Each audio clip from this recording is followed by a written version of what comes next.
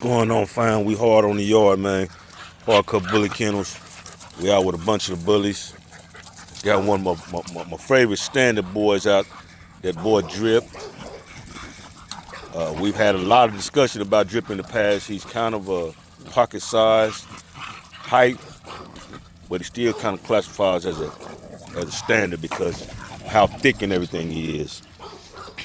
But he's still very athletic. You let him loose right now, he'll take off and run all of these girls down. So that got me thinking about, extremes versus standards. That's one of my female keepers. So I thought I'd go over that today. How do I really feel about extreme bullies and exotic bullies too, I guess. And I wanted to show you a few bullies first before we even get into it. Now there's another boy I have. That's that boy Legend. And even though he is very thick, he is pocket. Very big headed, feet going in the right direction, good shoulders, everything. But most importantly, he's very healthy. If I let him loose right now, he can run around with all of these females and do everything that they're doing. And the reason for that is the way that we bred, the way that we bred our bullies, we wanted to make sure they had long enough muzzles so that they can breathe. Because when I looked at American bullies when I started, I seen a lot of amazing looking dogs. But what I was used to as a dog owner, a dog person, they just couldn't do it. They couldn't survive in the heat. They couldn't really run. They couldn't be out on the land with me. You can see all my dogs, we like to be out here. And I really couldn't do that with the exotic ones that I was seeing, the ones that I was finding. So that's why we started hard cut bully kennels, is to give a good to give better health to a good breed of dogs, because the temperament of these dogs is what's really good about them. Come here, Cream. But the look is awesome. So that's what I wanted to say about that. Is the extreme bully awesome? Yes, it is an amazing looking bully. And let's kind of go over what makes it be an extreme bully. What makes it extreme is all the features are a little bit exaggerated. You could have a little bit bigger shoulder, a little bit bigger head or whatever, but mostly if you have a burrow chest, it means if the bottom of the chest is dang to dragging the ground, they call that extreme. But I can tell you this, if you see an extreme bully, you'll know it, and that's because that's the only way you're gonna be able to tell an extreme bully. Hey, leave her alone. Leave her alone. She's the matriarch now when Pearl is chilling. So the only way that you can tell what an exotic bully or an extreme bully is by looking at it, because it is a look. It is not a class. Whereas the other bullies, being standard, classic, pocket, or XL, makes them be part of a class of bullies. Exotic and extreme are just looks. They don't fall under a class, and you will not have a paper that says extreme bully on it. So how do I really feel? I like the bullies that we make because of the health. The extreme bully, I love bulky bully dogs, wide, big heads. I love all that. So extreme bullies, to me, look awesome. But being a dog person, I can't really deal with them. For one, I don't think they're gonna live. Most of them don't live long enough because they're extreme. And when we talk about the muzzle of the dog being a problem, y'all can see the top. You can see the outside what the muzzle should look like, but that short muzzle does stuff on the inside that you cannot see. That inhibits the breathing and the whole overall health of the dogs. Period. Now, if you can imagine putting a bully of this size, the bulk and mass of this bully, onto a smaller frame, you can already tell it'll be a lot. I mean, just like if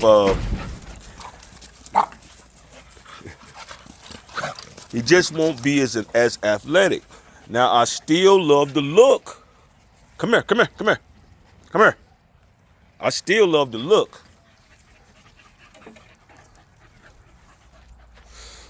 But the health of the extreme bully, something that I can't deal with. Why do I say they have bad health? Because everything's done on extreme nature. It's not just, like I say, the structure that makes them look extreme, that makes them be extreme. It's the whole look of them, period. So the drooling, the heavy breathing, all that. Now, I seen one bully. I was at a dog show, and this bully was awesome. Massive, just amazing looking animal. If you would see him in person, you would just, it's the most impressive thing you'd be done seen. But he was so tired that when they walked him to the ring and walked him around the ring to show him, soon as the judge got through with him, they had to ice him down and take him back in a wagon back to their table. And I couldn't understand that. As new to the breed, I did not understand. I thought the dog was sick or something, and I found out, no, they've been bred this way on purpose. So a lot of what we do to make that awesome, creative look brings bad health to the dogs. And if that's the case, then I would have to say I don't really like exotic or extreme bullies. Even though I love the temperament of exotic bullies, and I love the look, but being a responsible breeder, I can't love the outcome of putting it all together. When we breed here, we breed structures. We have a certain amount of flaws that we can have, and that's 2. If you have more than 2 flaws, you can't be a breeder in our camp. And you cannot be exotic or extreme without having more than 2 flaws. 9 times out of 10, every extreme bully will have an underbite, which will give it that short muzzle. That's already a flaw. Most of them are going to have easty-westy feet. That's already a flaw. And most of them, they're not going to have straight legs in the front. They're not going to have an H-frame front like our dogs. They're going to be kind of bold in the front. They're not going to have a straight back line. They're going to have kind of a slope in the back. And a lot of them are not going to have a full tail. All of those things are flaws. So the main difference in ours and theirs is because we base our breed stock on how many flaws we have, and they base their breed stock on the look that they're trying to get. So I would have to say, no, it's not a good thing. Like I say, the awesome looking dogs, I really like how they look. Look, check this out now. Now see, there's a deer across the street. Come here, Feisty. Feisty, get back in this yard. Y'all seen it all live. See how quick it can go down. You can't do that with extreme bullies, y'all. They don't got the speed. My dogs can get loose over and chase. Get in this yard, Feisty. Feisty, come here. Come on.